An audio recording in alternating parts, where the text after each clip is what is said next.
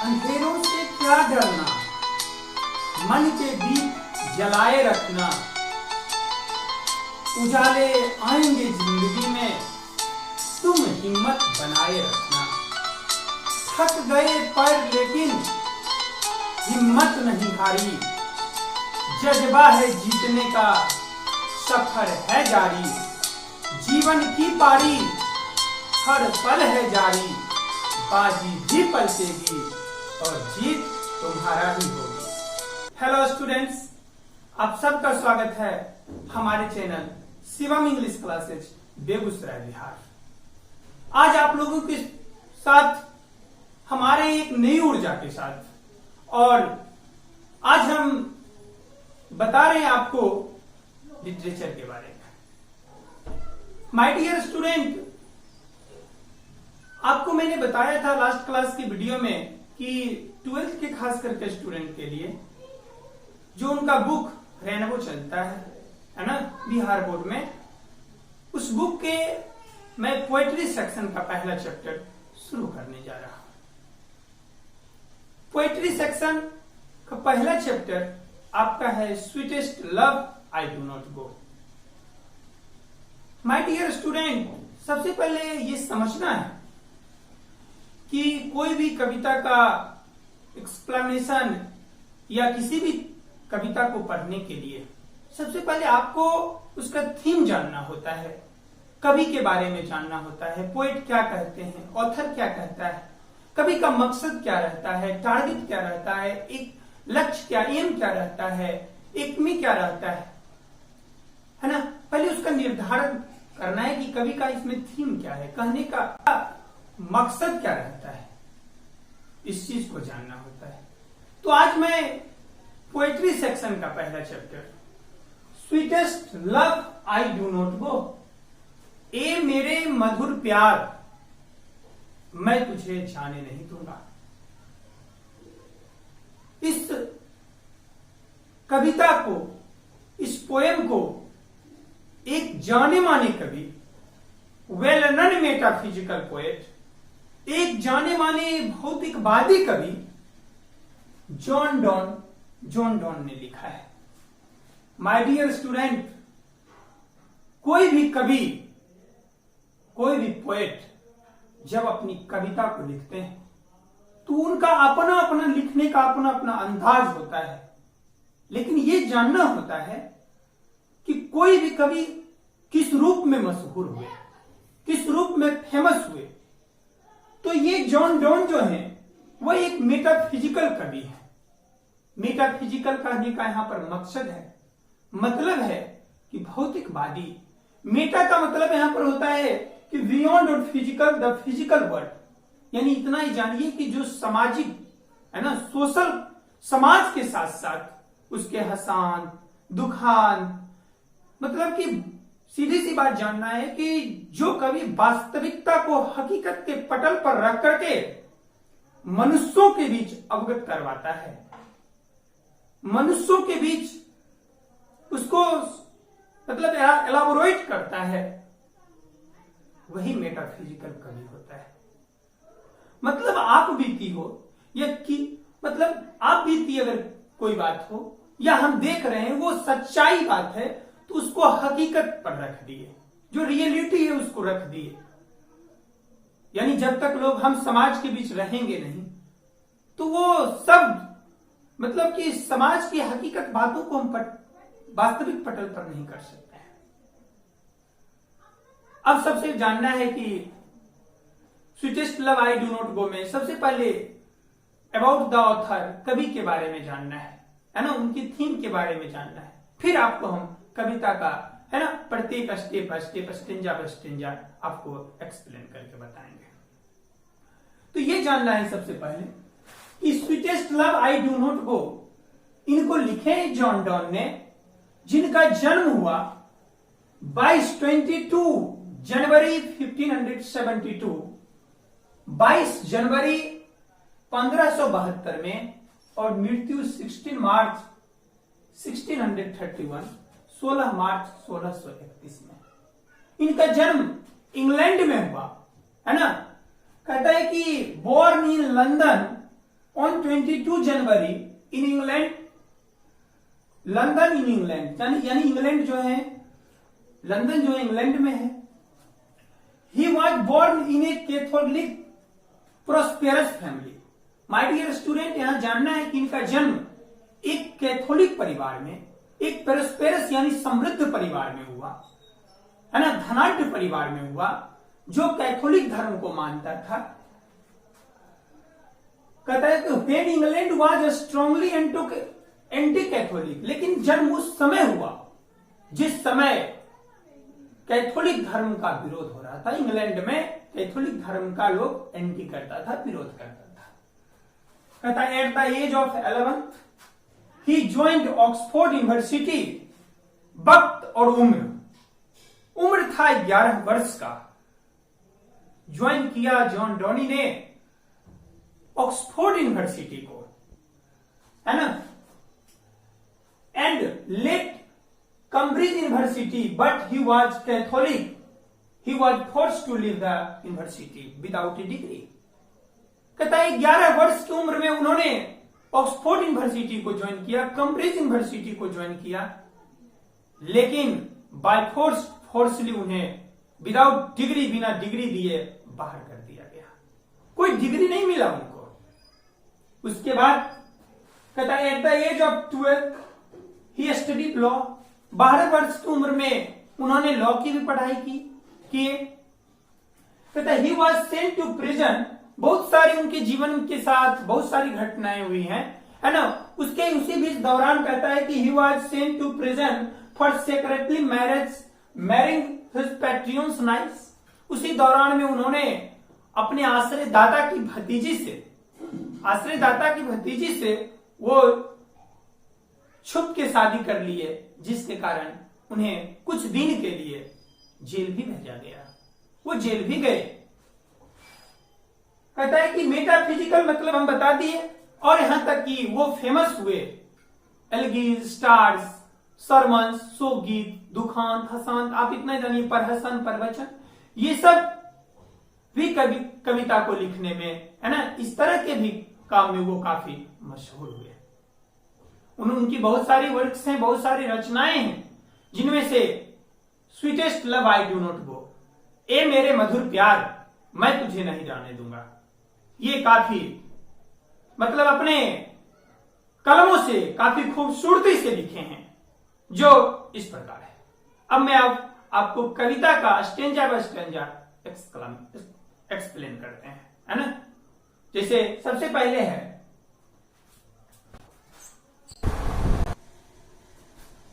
अब आपका पहला स्टेंजा है ना, sweetest love I do not गो का फर्स्ट स्टेंजा कहता है कि sweetest love I do not गो,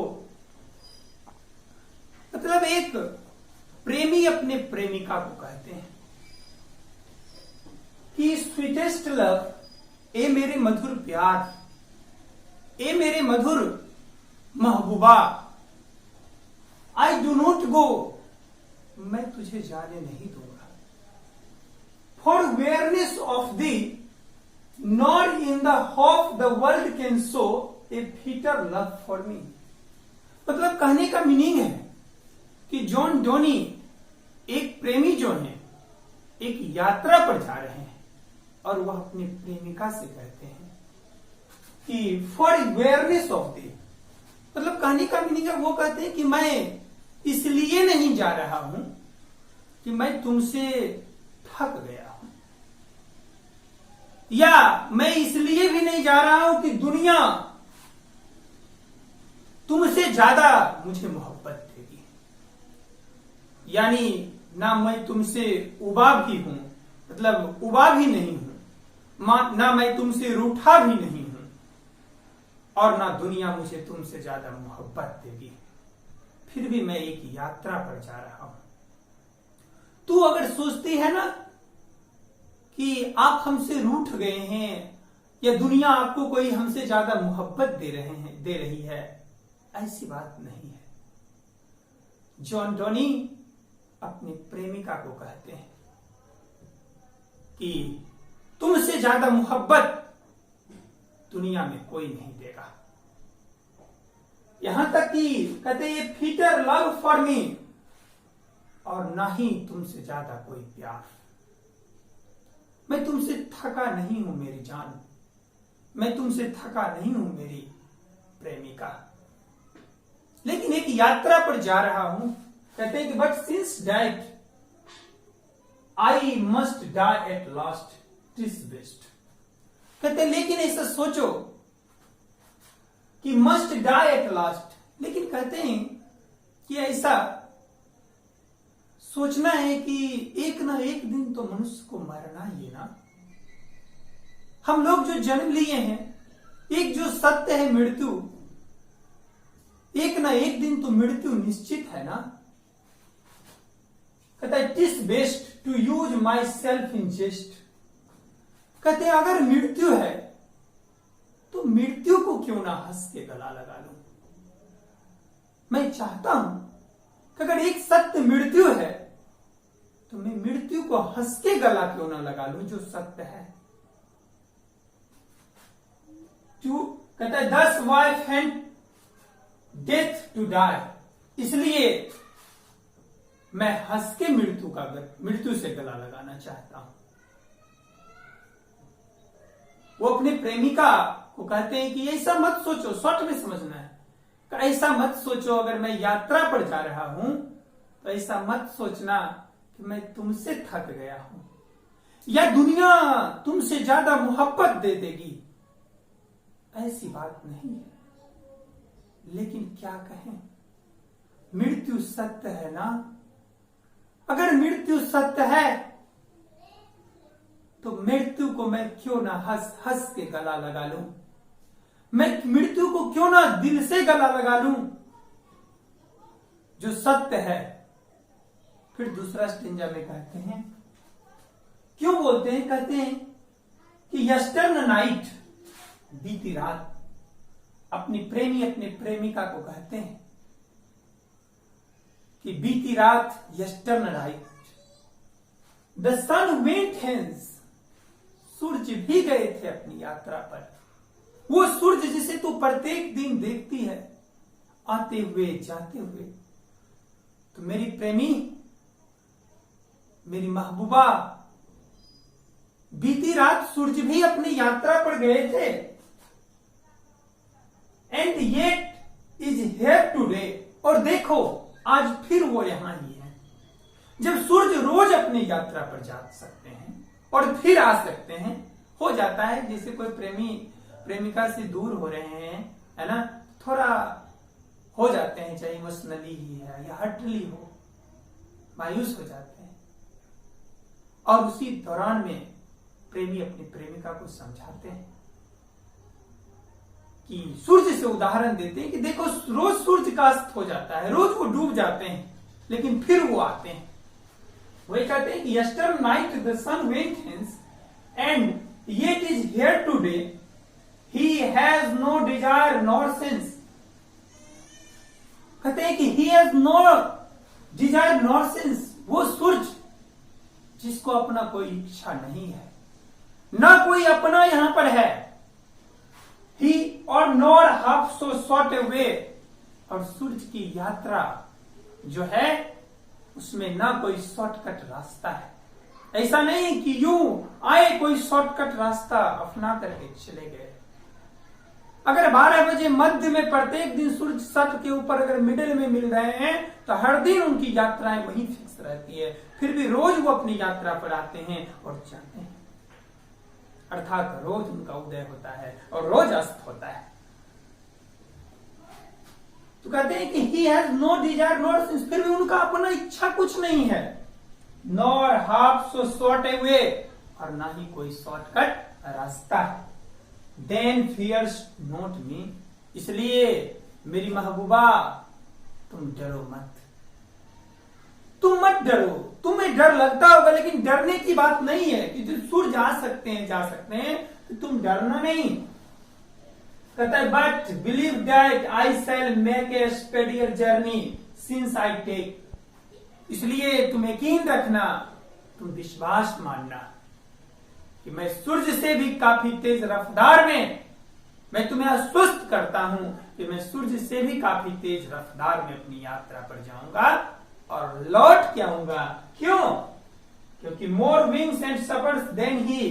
कहते हैं कि सूर्य को तो ना तो कोई पंख है, हमें ईश्वर ने, विधाता ने हाथ रूपी 2 पंख दिए हैं, उनको अपना यहां कोई नहीं है। हमें तो तू हो, हमें तो मेरी महबूबा, मेरी जान है, यहाँ पे मेरी प्रेमिका है, तो भला मैं कैसे छोड़ करके, मतलब कैसे नहीं लौटूंगा? मैं लौटूंगा, अवश्य लौटूंगा, तुम डरना नहीं, है ना। हमें ईश्वर ने 2 हाथ रूपी 2 पंख दिए हैं, मैं इससे भी काफी रफ्तार में जाऊंगा और लौट के आऊंगा। फिर अगले स्टेंजा में कहते हैं, है ना, ये सेकंड स्टेंजा हुआ। थर्ड स्टेंजा में कहते हैं कि oh how feebles mains power, है ना, ओ हाउ फीबल्स मेंस पावर। इसको इस तरह से लिखेंगे हम,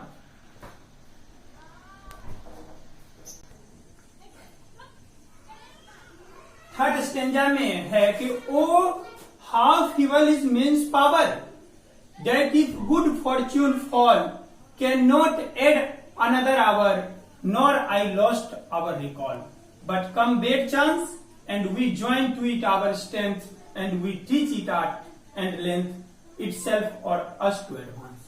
My dear student, जब कोई प्रेमी प्रेमिका अपने प्रेमी प्रेमिका को समझाते हैं, है ना, तो बीच बीच में देखो, अगर हम एकाएक कह दें कि हमारी मृत्यु हो जाएगी, हम एक जर्नी पर जा रहे हैं, लौट के नहीं आएंगे, तो वो जो इमोशनल उस समय अंदर से जो हम लोग इमोशनल हो जाते हैं, वो दर्द, वो पीड़ा, वो तरफ को एक बार कोई नहीं सह पाता है।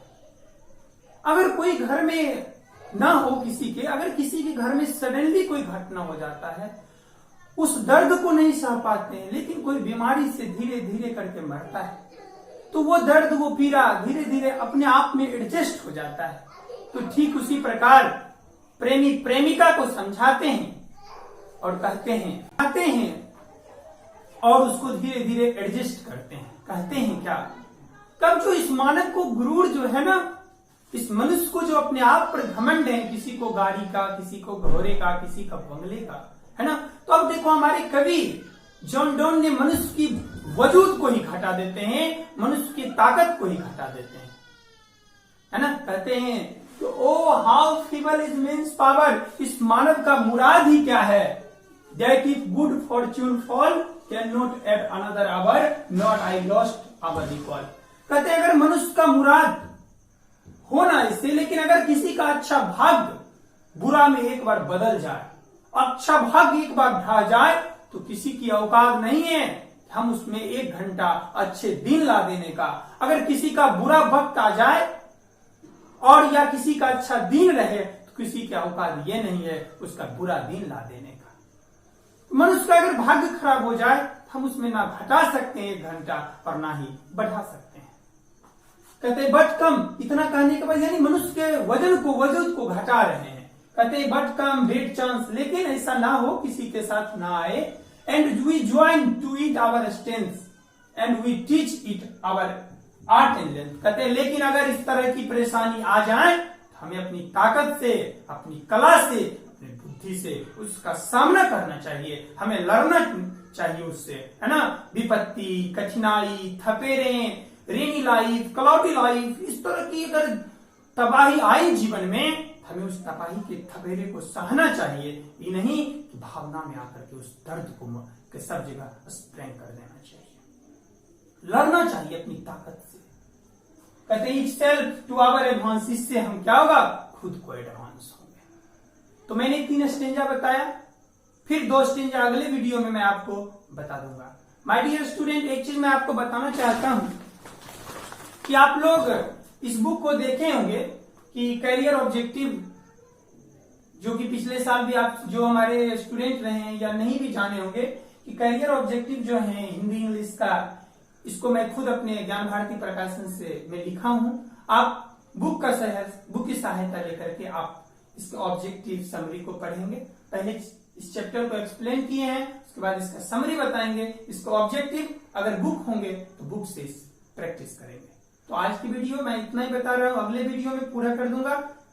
हाँ, एक बात, आप लोग लाइक, अगर वीडियो पसंद हो तो लाइक, सब्सक्राइब और शेयर करना ना भूलें। बहुत बहुत धन्यवाद।